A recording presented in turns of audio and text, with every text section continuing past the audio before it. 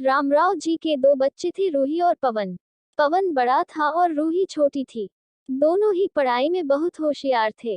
रामराव और रूही की माँ लता रूही को लेकर बहुत चिंतित थे, क्योंकि रूही ने अपनी शिक्षा पूरी कर ली थी, अब उसके लिए एक बेहतर रिश्ता खोजना था।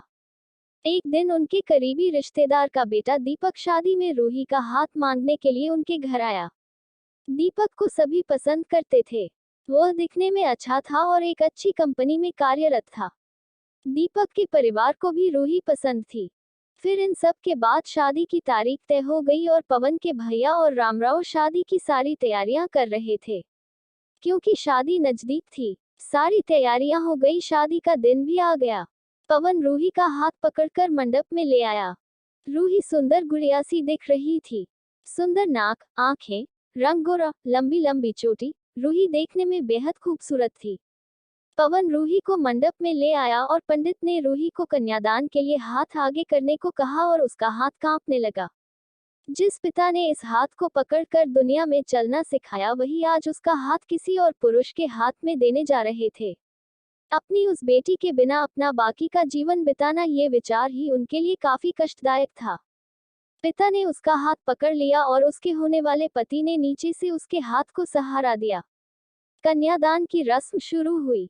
हाथों से पानी की एक एक बूंद गिरने के साथ पिता की आंखों से भी बूंद बूंद आंसू गिर रहे थे।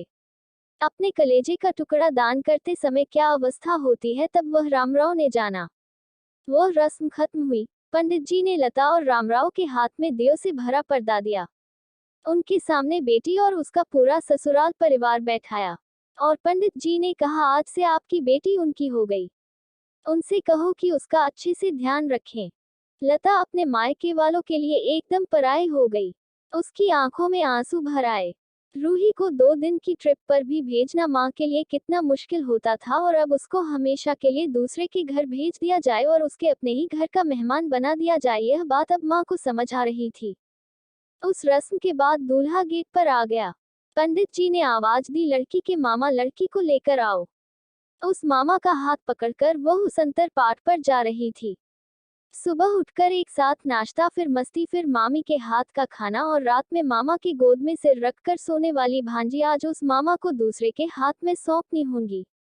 ये सोचकर उसने अपने हाथ कस लिया और मंगलाष्टक प्रारंभ हो गए। भाई दूज के दिन बिना कुछ मांगे मिलने वाला गिफ्ट, एक साथ फोड़े हुए पटाखे, टीवी कौन देखेगा इस पर झगड़ा और दादाजी गुजर जाने के बाद उन दोनों का गले लगकर रोना।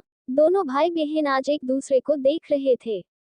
उतनी ही देर में मंगलाष्टक समाप्त हो गए। मंगलाष्टक समाप्त हो जाने के बाद रूही अपने आगे आने वाले नए जीवन को लेकर उत्साहित हो गई। रूही ने वरमाला पहनाई और अपने पति दीपक के पास खड़ी हो गई। रूही के सामने बहुत से लोग खड़े थे। कुछ आशीर्वाद दे रहे थे और कुछ पास होकर स्तुति कर रहे थे। फोटो के लिए उसकी सहेलियां आई। एक ने उसका हाथ पकड़ा, दूसरी ने उसका पल्लू अटका हुआ निकाला, तीसरी ने उसके आंसू पोंछे। हम घर रहने के लिए आ रहे हैं। आंटी को बोलना खाना खाने के लिए आएंगे।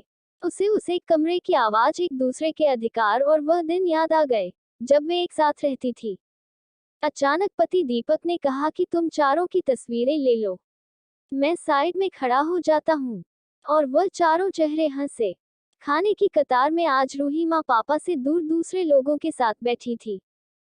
खाना खाने के बाद पंडित जी ने गौरी हार की पूजा करने के लिए बुलाया। रूही ने वहां मन से पूजा की। माँ ने रूही की झोली भर दी और अनीता आंटी ने कहा कि आप पीछे मुड़ना मत। रूही अचानक चौंक गई। वह आगे बढ़ने लगी। इतने सालों से बच्चे की तरह पाले हुए उस चाचा का बांध टूट गया। स्कूल से घर वापस आने में देर हो जाने पर अस्वस्थ होने वाले वह चाचा जी, जन्मदिन पर 5-6 फ्रॉक उसके आगे लाकर रखने वाले चाचा जी, मैं नहीं आने वाली, आज घर में चाची के पास रहूंगी कहकर रोने वाली वह आज हमेशा के लिए दूर चली जाएगी। ये रूही के दूसरे माँ पापा के रूप में चाचा चाची को भी यह बात सहन नहीं हो रही थी। उसकी पहचान आज बदल चुकी थी। हाथों की वह हरी चूड़ियां, पाँव में बिछिया और गले में मंगलसूत्र नए जीवन की राह दिखा रहे थे। सास का हाथ पकड़कर रूही उस फूलों से सजी गाड़ी में दीपक के साथ बैठी। उस गाड़ी में खुशी थी और उस गाड़ी के बाहर खड़े सभी लोग आंखों में आंसू लिए उसे अलविदा कर रहे थे। रूही बोली, मम्मी पापा आती हूँ मैं। बहुत मुश्किल होता है अपना कलेजा, अपना दिल अपने ही हाथों से बाहर निकालकर पराए हाथों में सौंपना। और वह अपने कलेजे को, अपने दिल को खुद के दिल से लगा कर रखेगा।